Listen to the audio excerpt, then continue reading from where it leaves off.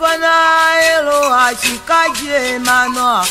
opele me mwagara posha omura ashima togwa oh jilao mama togbio efiao novio vinyo mama vinyo egba politically correct Ghana lesson 41 ya entitled enya $100,000 cash okok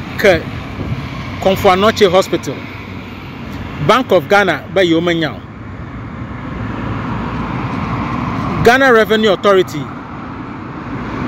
omo wonaneko lako jo nyankwanye komi afaglo anyway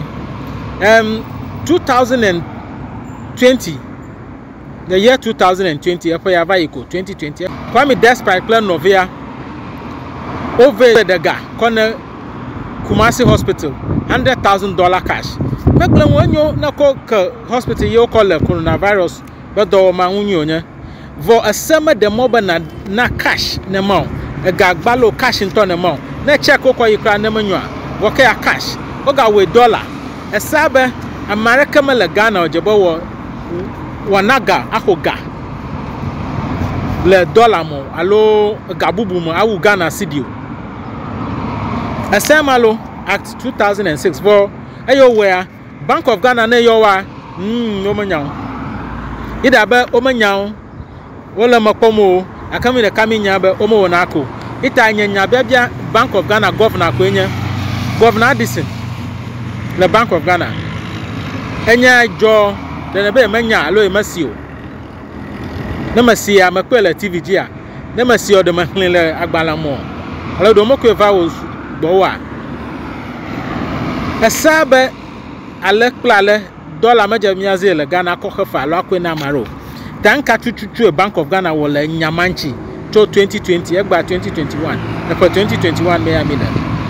Nigeria to na yo ha if you ba tax nya makawo vo Ghana na maglanwo vo na ne ga in dollars e me gavian $100,000 iha ma fiare kamali na global $100,000 gavi onyo na kona ko police o GRA to o makuga yi ma fito wo Ghana awo ne amagbalo ele ibe nwure taja janvia na GRA to popo echesim benaka tax vo na gato o ma tax o da sajia tax sajia GRA mena aka global anya no juko ma ya juko anya no mala mia we na gato afo ehiato wa awo nyankwanye komi afagula pe